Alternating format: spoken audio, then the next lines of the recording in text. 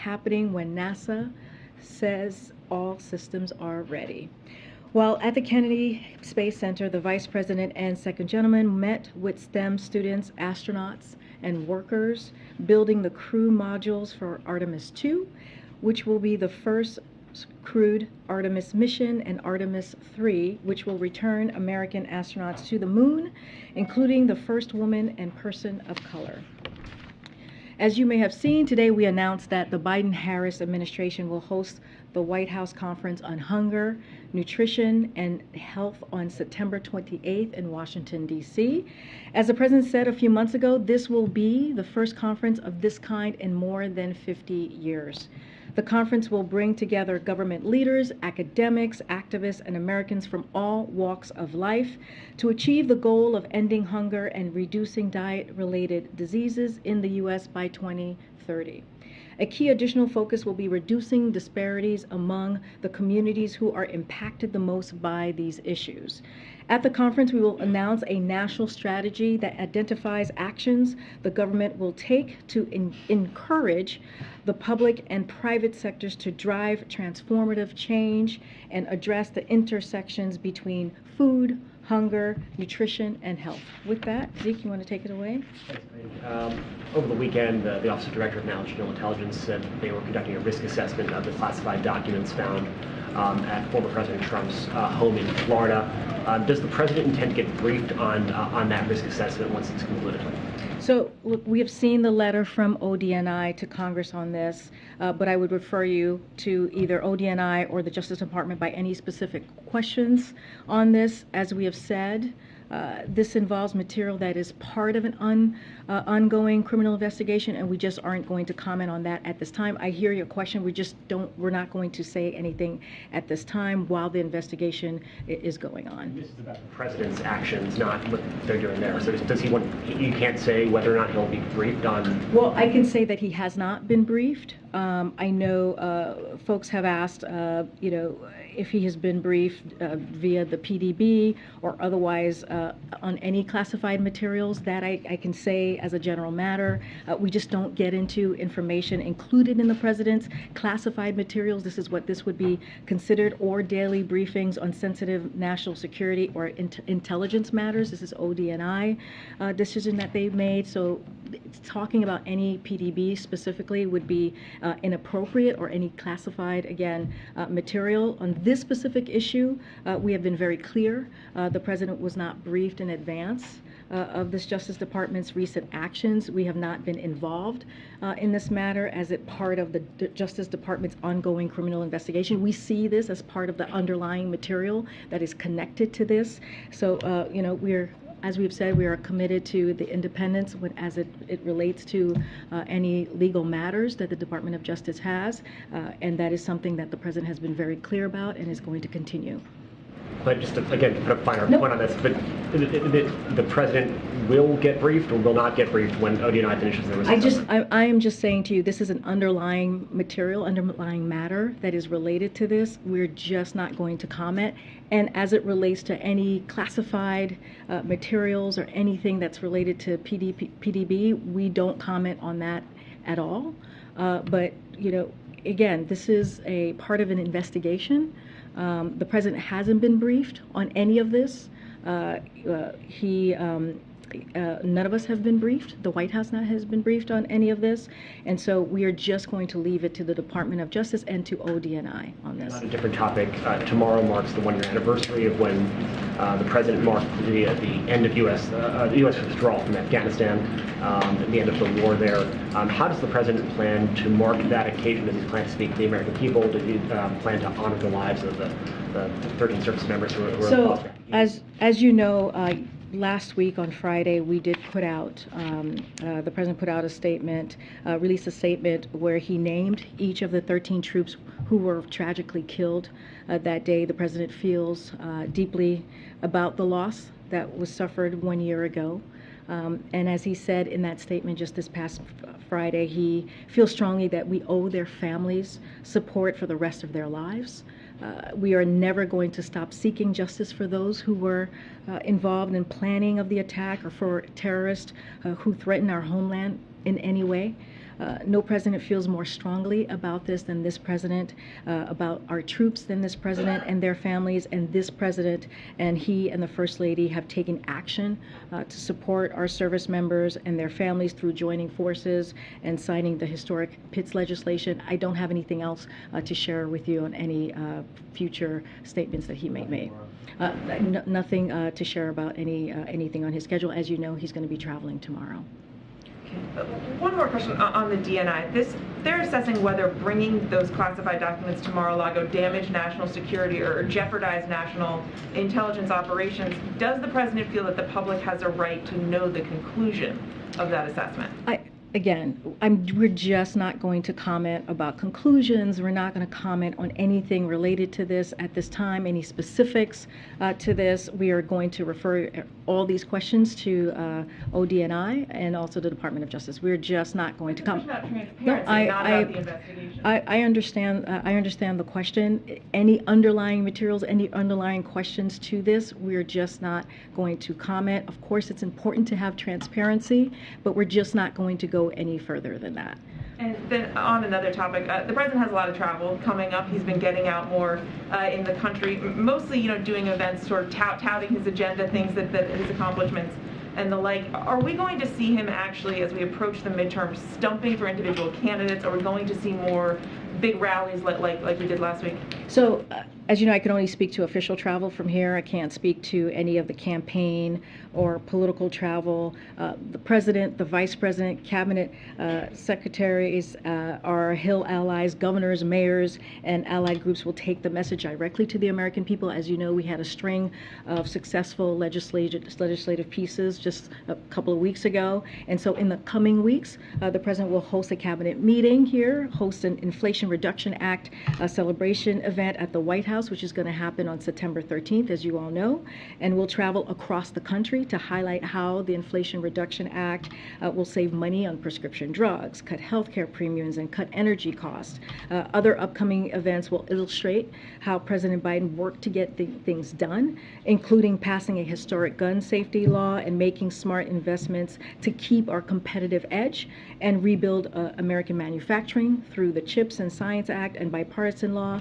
President will attend a groundbreaking at Intel in Ohio, as you all know, to address his Safer America plan that helps fight crime and make communities safer, while in Pennsylvania, which is happening tomorrow, and highlight the American Rescue Plan along the way. And so that's going to be our focus, to get our message out, to speak directly to the American people and how congressional Democrats and this president delivered. Again, I can't get into specific or any campaign trail or what we're doing politically, but that's what we're doing on the official side. The president has at least 2 trips scheduled to Pennsylvania in the next week. He traveled there more than any other state last year. Obviously, he's from Pennsylvania, but is there any other significance to him visiting that state? All I can say is Pennsylvania is close and dear to his heart, and he is glad to be traveling there these next couple of trips, as you just mentioned. Okay, Nancy. Oh, thank you so much. Going back to a topic that Zeke brought up, there's been a lot of confusion. Wondering if you can shed any light on this question of whether this White House or this president believes that a president has the ability to declassify classified documents simply by saying so. Look, we want to be very careful here, as you know. We're just not going to speak. It is really, the question that you're asking me is related to everything that is happening currently right now with the Department of Justice and even ODNI. As I said, we're aware of the letter. We did not have any advanced knowledge of the letter. Right now, we are at this time. We're just not going to make comments on any questions related to this, any underlying questions, any content that is related to what we're currently seeing that the Department of Justice is independently working on, an investigation that is independent, and we're just not going to comment at this time. So you can't say what this president believes the process is that he needs to go through when he wants to declassify? I'm just not going to, because it's related to what we're all hearing and you all are reporting about, I'm just not going to comment on it at this time. When the president speaks about guns tomorrow in Wilkes-Barre, is there a new policy he's going to be laying out? What can you tell us about what he's going to say on that issue tomorrow? I have some preview for you on this. So tomorrow, President Biden will be traveling about his Safer America plan and the simple, basic notion that when it comes to public safety in this nation, the answer isn't to defund the police, it's to fund the police. He will highlight how his plan would invest 100 more cops for effective, accountable community policing that builds public trust and strengthens public safety.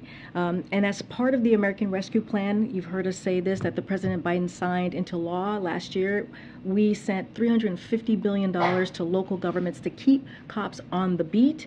And in contrast, every Republican in Congress voted against the funding for law enforcement, and Donald Trump cut $400 billion from his budget for state and local law enforcement. So the president's going to talk about how he brought the Democrats and Republicans together earlier this month to pass the most significant safety law in 30 years. He'll talk about how we have built on that momentum and how we must act on ban assault weapons. You'll hear that from him as well.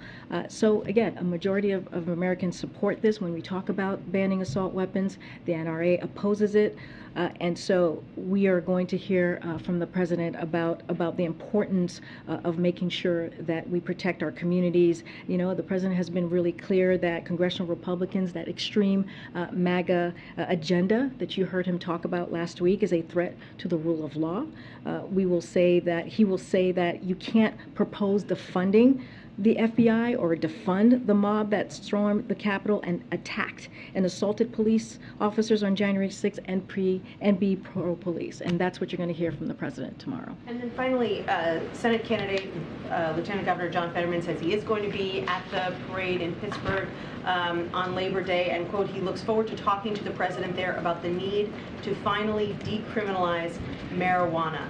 The president has said in the past we need to rethink our approach. Has he decided how he wants to rethink the approach? Does he agree with John Fetterman? So I don't have anything right now to announce, but I just want to talk a little bit and take a step back to talk about our drug policy that we have been very clear about. But I'll lay some stuff here. We're at an urgent moment when it comes to an overdose epidemic. You've heard the president talk about that. More than 100,000 lives lost in the most recent 12-month period. The bulk of our early efforts have been focused on addressing the addiction and overdose epidemic. That's what we have talked about these past 19 months, which has worsened during the course of the pandemic, sadly.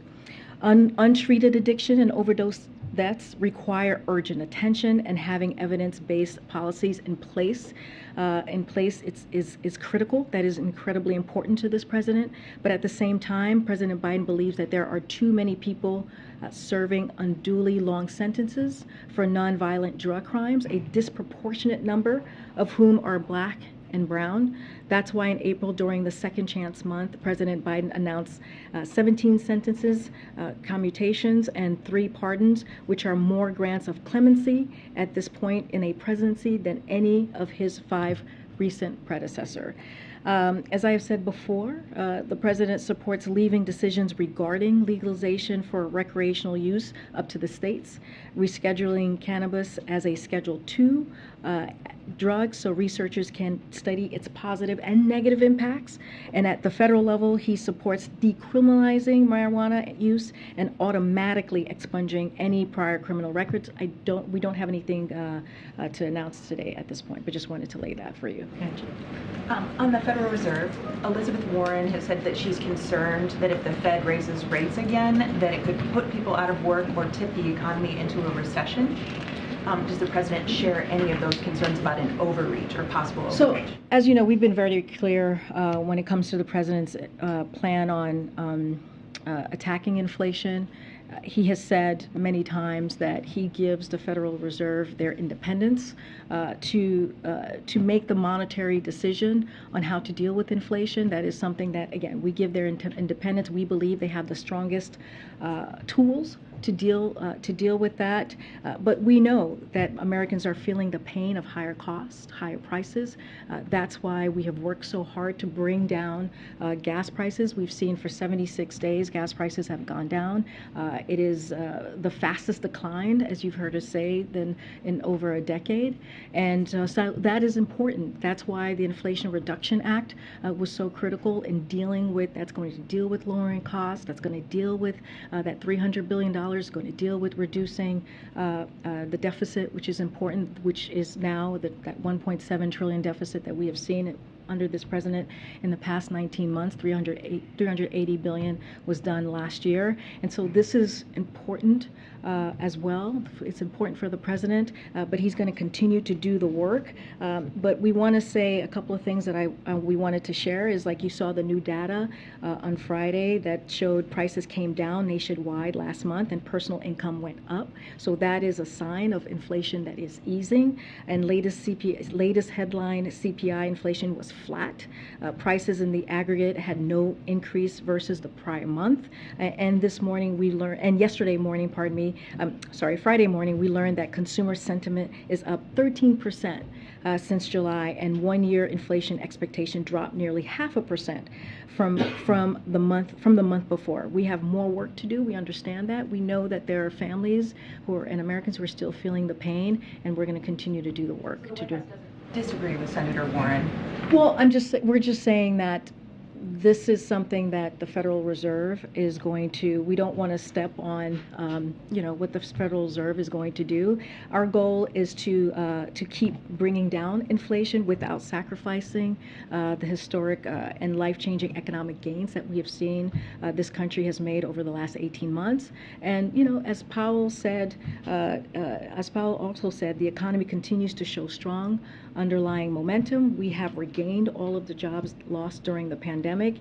And if you look at the labor market, consumers are spending, as I said, what businesses are investing, and what American industry is producing. You continue to see the resiliency in our economy, and that's what matters. Thanks, Karine. Can you talk a little bit about the free COVID test program going away? What does that mean for the COVID testing industry? And does it mean that rapid tests will be harder to come by if there's a fall surge?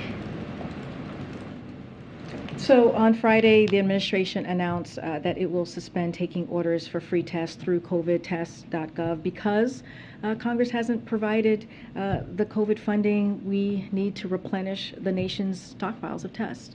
As simple as that. The last day to replace new orders will be Friday, September 2nd.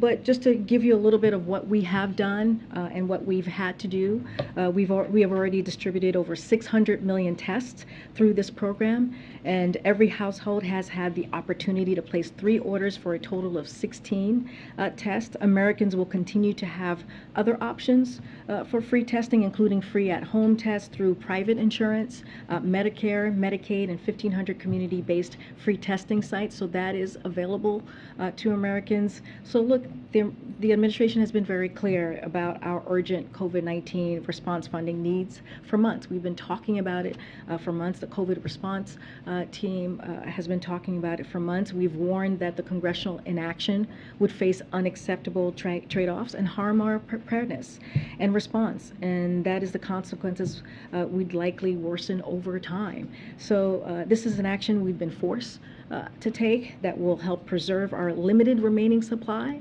ensuring we have a limited supply of tests available in the fall. So that's what we're trying to be forward-thinking, forward-leaning here, and when we might face a new rise in infections and more acute need.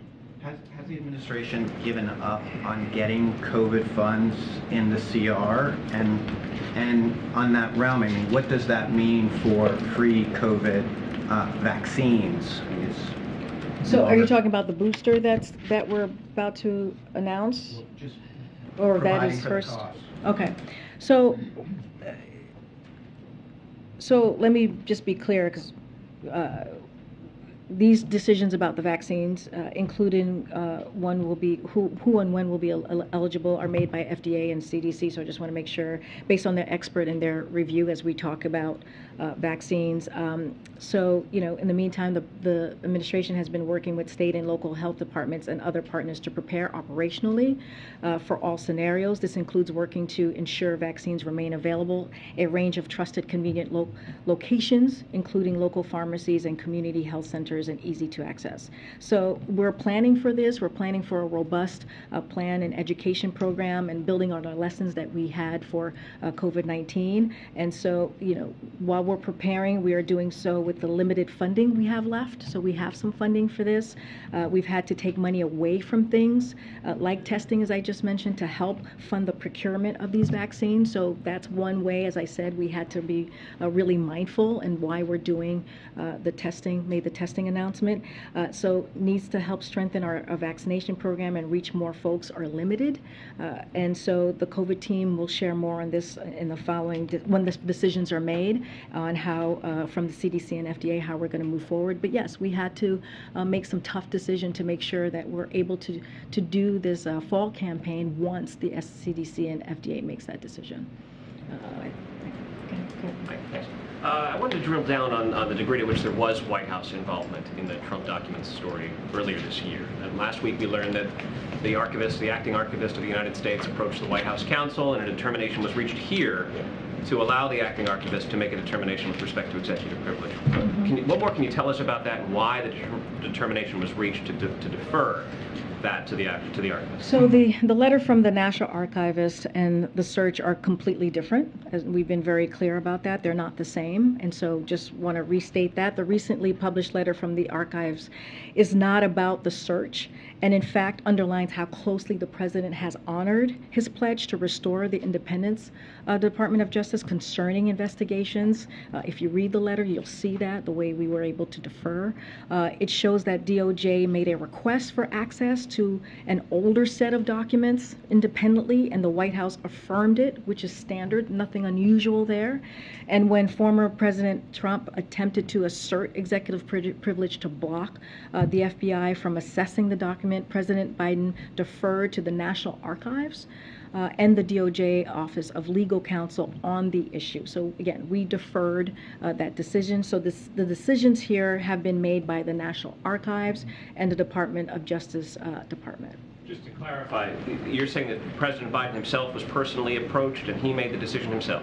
What I'm saying is the White House was there. We are the ones that were able to defer, which is we affirmed, which is normal, nothing unusual. We deferred to the National Archives and the Department of Justice Legal Office, and we let them make the decision. It was not made here. We deferred it so that they can make the decision. But just to pin it down, are you saying that it was not the president himself who arrived at the decision, or the president himself made the decision? Well, what I can tell you is the White House affirmed it. I can't. I've been asked this question, who specifically? I can tell you the White House here on this campus, the White House actually affirmed it and also deferred it. Thanks, Karine. Continuing on this theme, the president last week was asked about former President Trump's claims that he declassified all these documents, and President Biden said, quote, "I'm not going to comment. I mean, because I don't know the detail, I don't even want to know. I'll let the Justice Department take care of that." I understand that he wasn't given advance notice about the search, the Justice Department's independent, but when it comes to national security questions, shouldn't the president want to know the details? Again, when it comes to national security questions and even classified materials, it is something that we just don't speak to. We don't get into information included in the president's classified materials or daily briefings on sensitive national security or intelligence matter, right? That is something that I wouldn't even be able to talk about, because that is the protocol that we have here. Look, the president was asked a question. He answered it as it relates to, right? This is also relating to, we've said this, any content, anything that's related to underlying materials related to this. This is something that we are just not informed on. This is something that it is the independence of the Department of Justice as it relates to ODNI. That is something that assessment that they are doing, that we are not involved, we are not briefed, we are not aware of, and I'll leave it at that.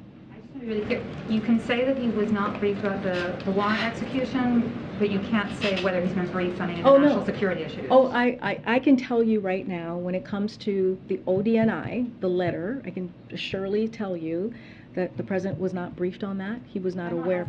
I know, this is all, it's all connected, right? It's all connected. So I'm trying to give you answers for what I can give you answers to, right? So I'm sure we have not been asked about that, and I'm telling you, for that particular piece, we were not briefed, we were not made aware of. That is something that ODNI, that is their assessment, that is something that they're doing as it relates to the ongoing investigation that the Department of Justice is doing as it's connected to national security materials. What I can say, if I'm asked, if the president has been briefed on classified materials, we have said this before at the podium, it is something that I can't even speak to, right? I can't even speak to what classified materials he's been briefed, or daily briefings when it even comes to his PDB. That is, it is classified information, so it is not even something that we can speak to. That's what I'm talking about. Okay.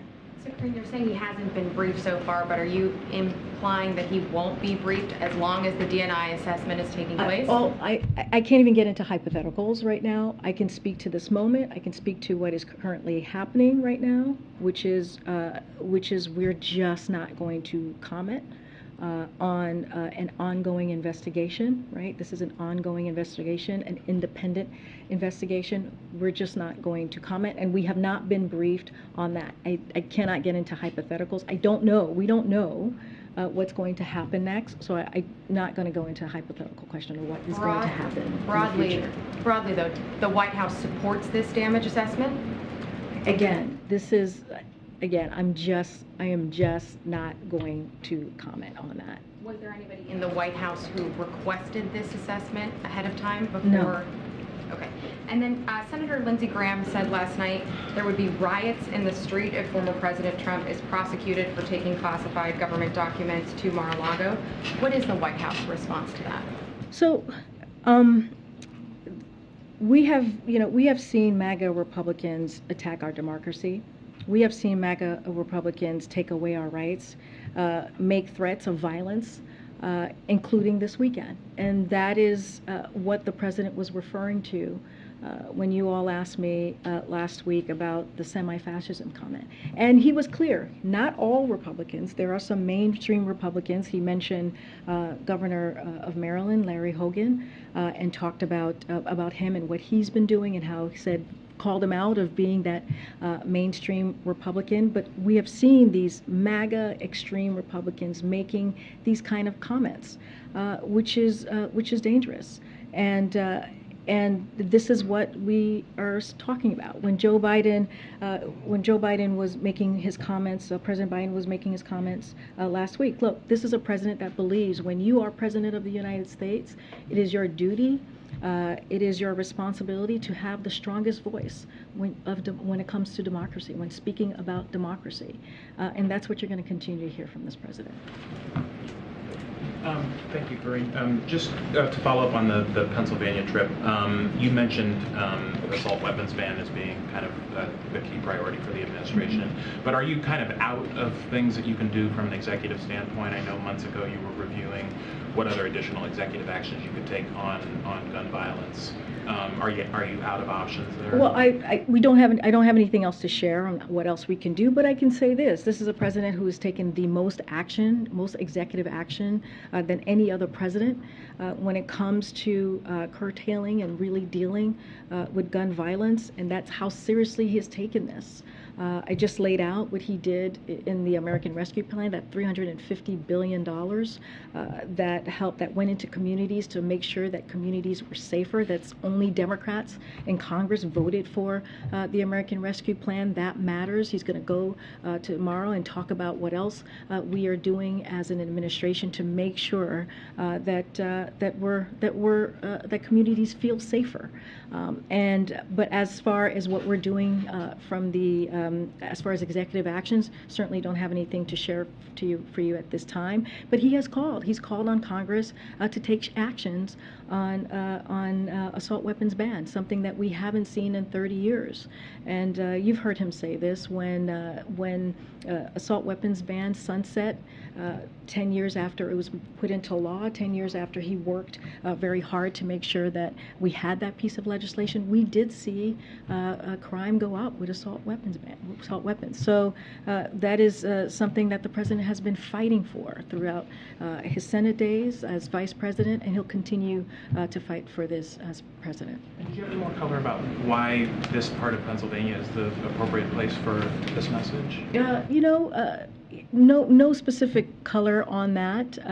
We're going to his hometown, which is important to him, which is very close to him. But I don't have any specifics. It's just, we go to places where we can actually be able to deliver our message to the American people, especially all the work that we have done here in Washington with congressional Democrats. One quick one on abortion. There's been kind of a number of incidents nationwide where medical providers have been unsure if they can provide certain procedures for women, even if they feel that it's medically necessary, if they're going to run afoul of state law.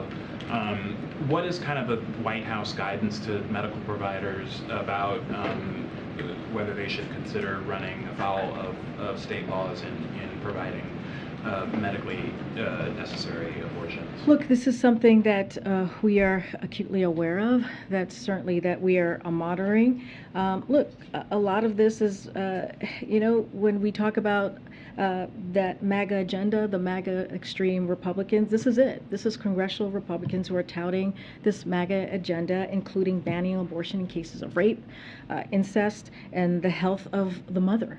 And so this is something that the president certainly is going to call out. We saw the Texas District Court affirm that medical providers can deny life-saving and health-preserving care for women, even if they are suffering from hemorrhaging or life-threatening hypertension.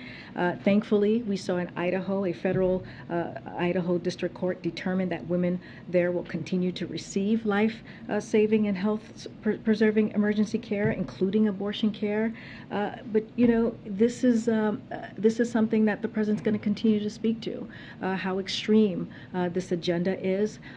Department of Justice is looking into it and answering your question. Again, this is, we refer folks to them. They're going to do what they can to protect women as they're crossing over into states, and make sure that we can do everything that we can so that women can make their own decisions on what they can do to protect their health and to protect their life. I guess I'm asking, should providers risk it?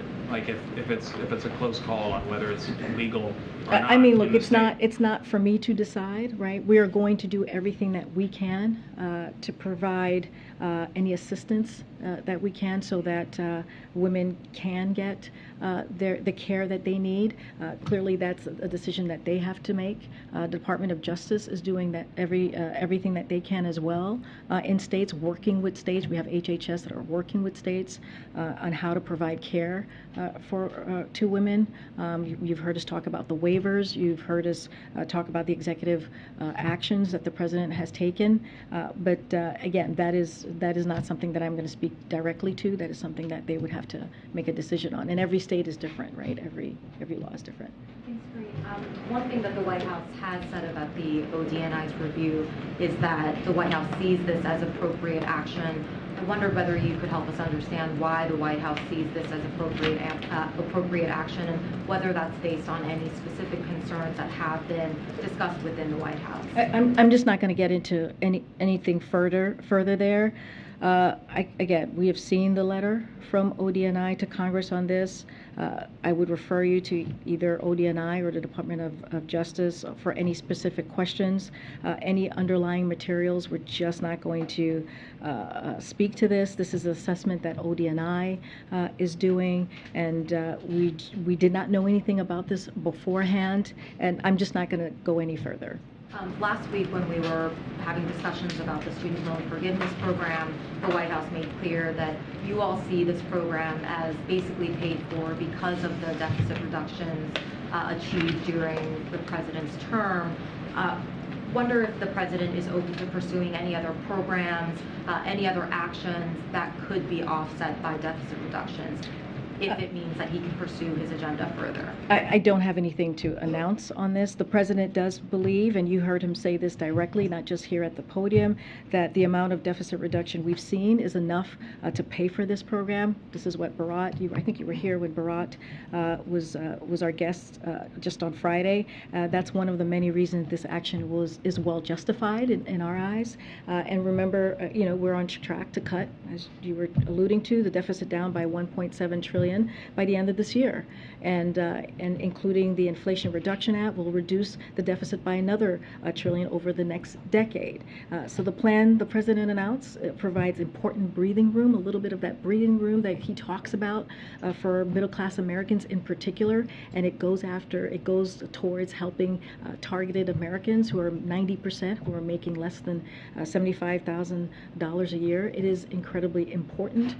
We believe the student loan plan is the cancellation plan, and he's something that we are very proud of, and that's also historic. I just have one last quick one. Is there an official estimate of additional funding that the administration would want to deal with monkeypox, and will there be an official request made to Congress at some point? So I can say this. I just want to make sure, because we had some good updates on this, on the monkeypox. I know folks were really curious about what we were doing, or concerns, rightfully so. As you know, we've been working day in and day out on across the government and with cities and states and healthcare providers, public health officials, and the impacted community to execute a strategy to accelerate the fight against the monkeypox outbreak. We're making a lot more doses available and working closely with jurisdiction to operationalize all of this. Last week, HHS made 360,000 additional vials of vaccines for jurisdictions to order.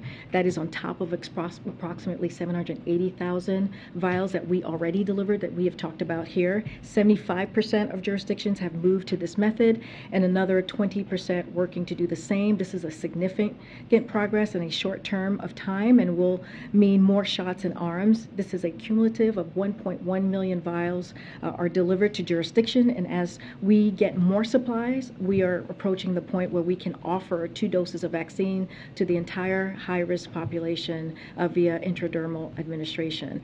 So again, this is something that wanted to just lay that out, because we have seen some movement, and we're trying to meet that moment, as we have talked about. And that funding that you're talking about that is connected to the COVID and the CR, that's something that we're going to continue to work with Congress on to make sure that we have the funding needed to do the work on monkeypox, and also to the continued work with COVID.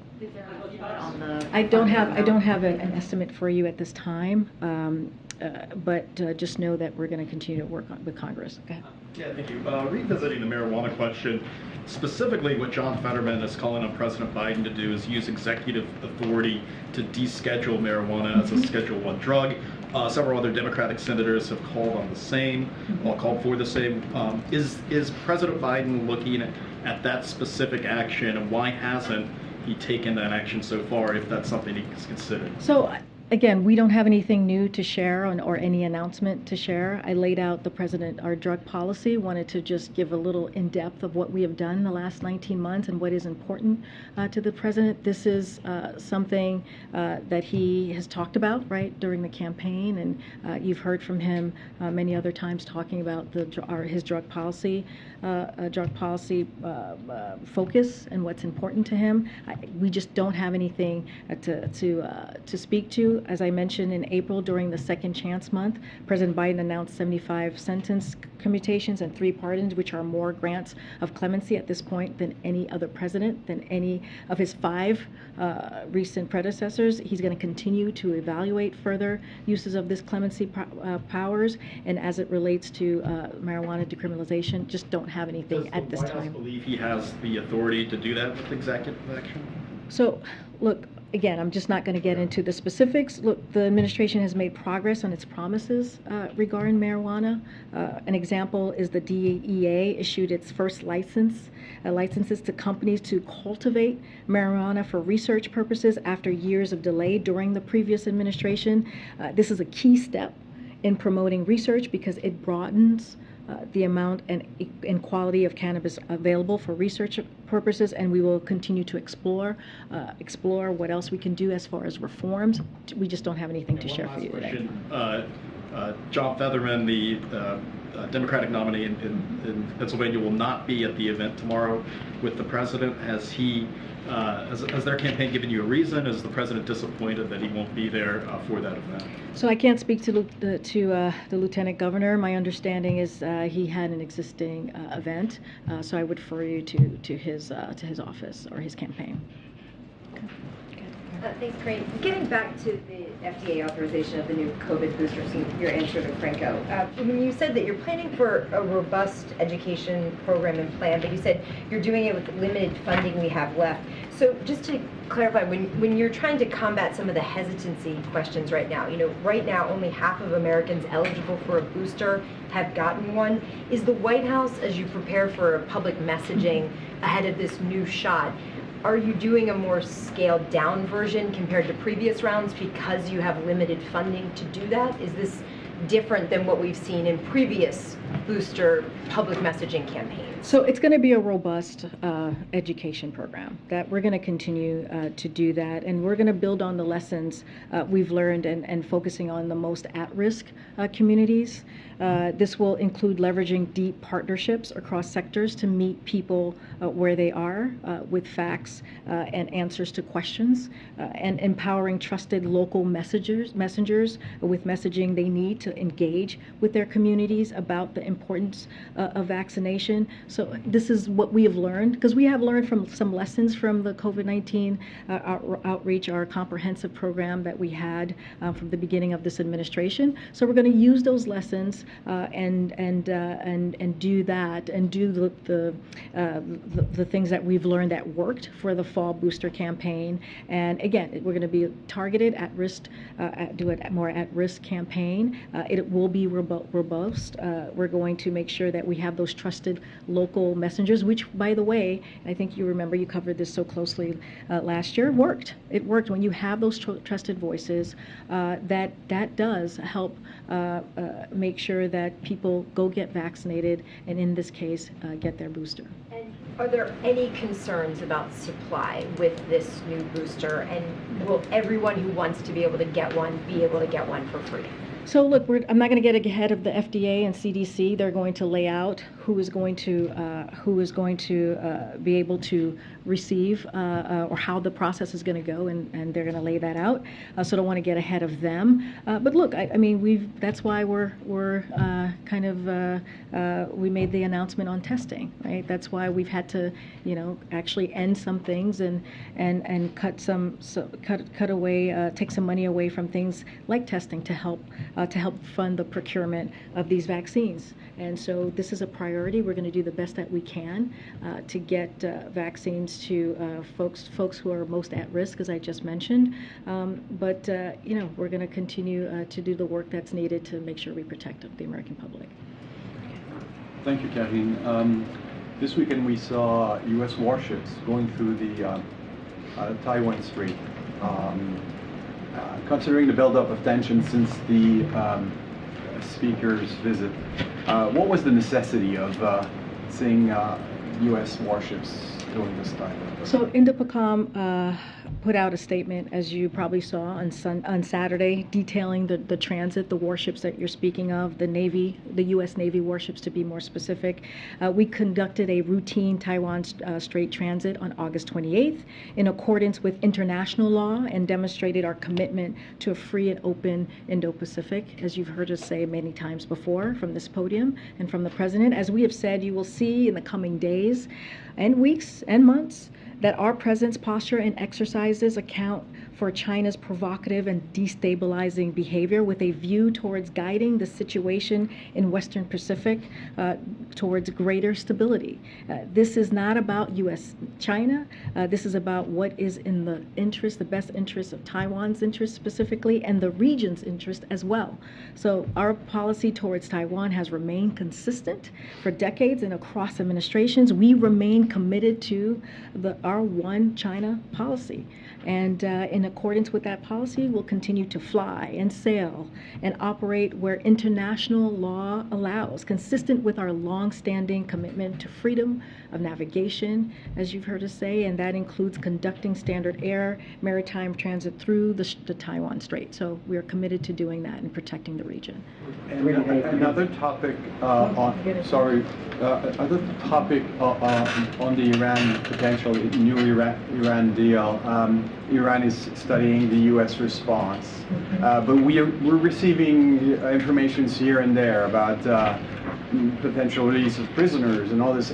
I know you don't want to negotiate in public, but does the administration feel that the discussions are going in the right direction? So as far as the status of negotiations, as you have said, we're not going to negotiate in public. Look, we have taken deliberate and principled approach to these negotiations from the start. If Iran is prepared to comply with its commitments under the 2015 deal, then we're prepared to do the same. As it relates to last week in the EU, we conveyed our feedback about Iran's comments on the EU's proposal directly to the EU. We will not negotiate again in public and are not going to go into details of how the process is going. I'm going to.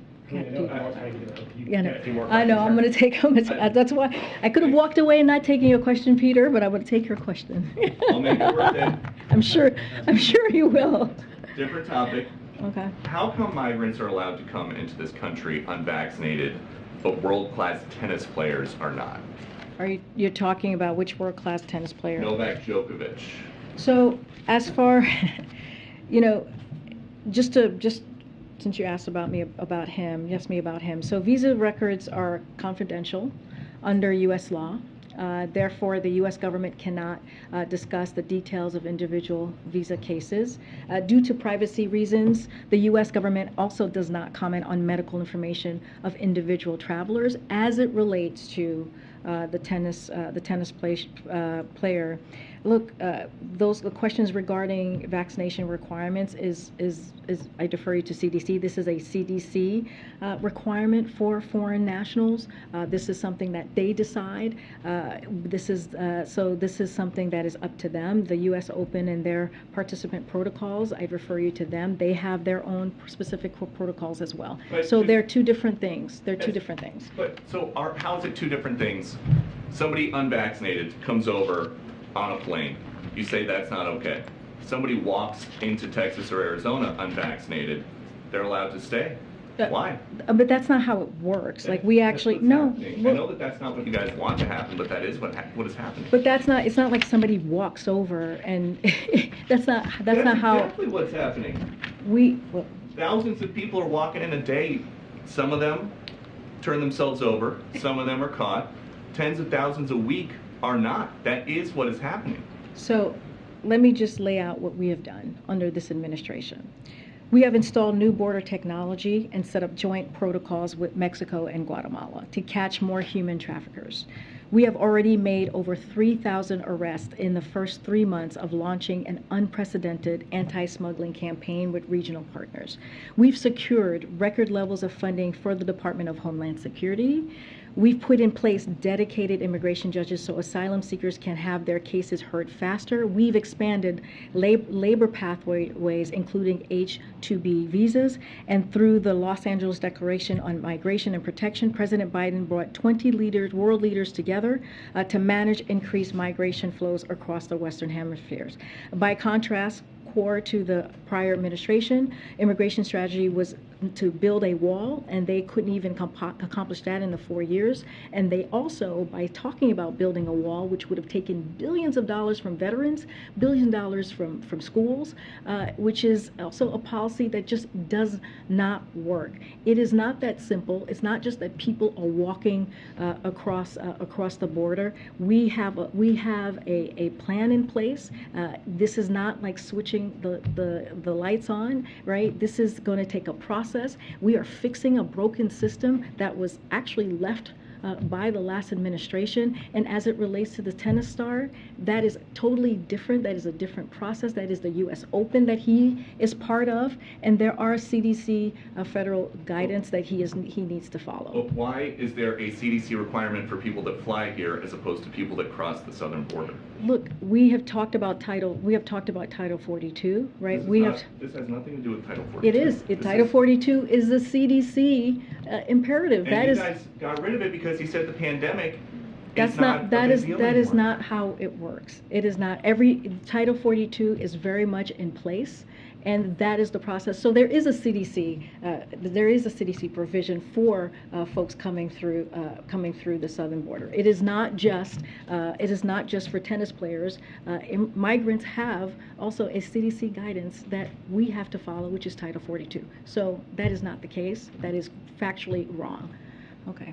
Go to the back right here. Yeah, thanks, Karine. So the jobs numbers are coming out on Friday. So should Americans be prepared for job losses to tame inflation? So I don't want to get ahead of what we're going to see in a couple of days. We have talked about how we're coming off a historic economic growth. And it's no surprise that the economy is slowing down. You've heard me say this. You've heard Brian Deese say this. You've heard others from NEC say this. Slowing down as we're going into a transition, right? Again, from a historic economy to now a more stable and steady growth, and that is important. We see that as an important next step. And we've talked about how as we see the job growth numbers, we're expecting that to cool off just a bit as we're going into that transition, making sure we do not lose the gains that we have seen this past year. And right now, we're still seeing a strong labor market, which matters. Consumer spending is strong, which matters. And so we're going to always look at every economic data. That's going to be very important as we move forward and continue to try and deliver lower costs in particular, which is so important at this time for the American people. But I'm not going to get ahead of the numbers, but we have talked about how we're expecting to see a bit of a cooling as we go into a transition to more stable growth. In that transition, then, you're expecting job losses, but I'm just not going. We've talked about how we anticipate a cooling, right, for the job numbers to not be at the high job growth that we have seen these past several months. That is something that we have talked about many times. Anytime you all ask me about what we expect for jobs numbers, we always talk about we expect a cooling, especially as we're in a transition for a stable and steady growth, and that is something that is important as we're looking at the resiliency of our economy. Okay, I'm trying to see. Go ahead. Thanks. I wanted to go back to what you were saying about the COVID-19 rapid test. Is it that you need more money to buy more tests, or you're out of money to send the tests? What's the funding issue exactly that prompted you to shut this down for now?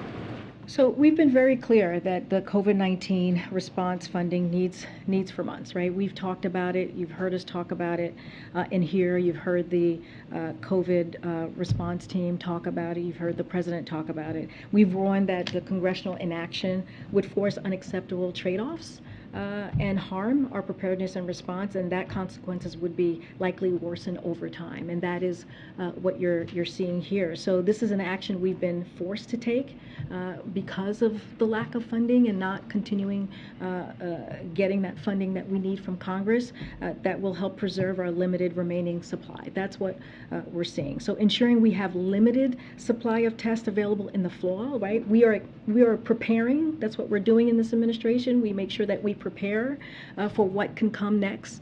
And so, what we might face, a new rise in infections and more acute need. So that's why we're taking this action, so we have some limited supply for down the road.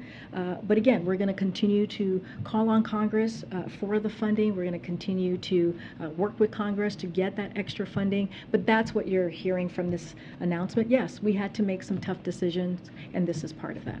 The other question I wanted to ask you was on Afghanistan, specifically the Afghans that have come into the country in the last year and don't have a path to permanent legal status, at least not an easy one.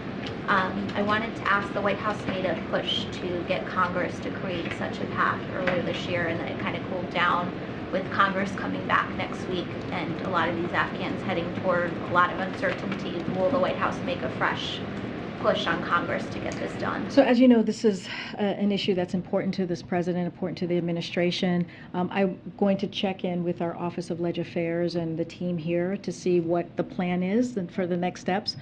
We don't have anything to share specifically on the legislative component to that. Is there anything else that you can do from an administration perspective to help these people be able to apply for asylum more quickly, or be able to have that certainty that they know they'll be able to stay here long term? So look, we all know that legislation is always the best way to move forward with more certainty when it comes to asylum or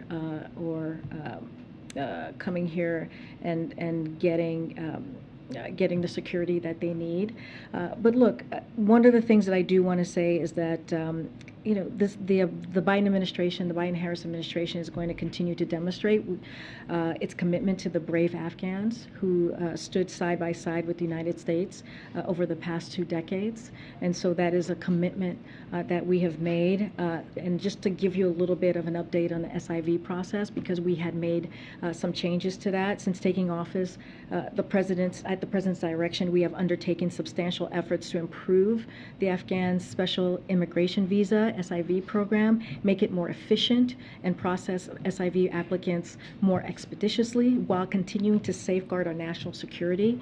Quickly after taking office, President Biden signed an executive order, as you all know, in February of 2021, requiring agencies to surge resources, streamline the application process. We restarted SIV interviews, which had been paused by the previous administration, allowing a massive backlog of applications to build, and have surged resources to this vital program, increasing the number of staff processing SIV applications by more than 15-fold. So this is something that I wanted to just make sure that you had. And another update is, as of August 9th, over 17,000 individuals have submitted all documents required to apply for Chief of Mission review or have beyond the Chief of Mission stage. We are working to process those cases as quickly as possible. The Afghan SIV program remains active, and the Department of State continues to receive the process to process new SIV applications as expeditiously as possible. So anything specific or anything more about that, I certainly would refer you to the Department of State. Yeah. Okay. Thank you, guys. All right. Thank you.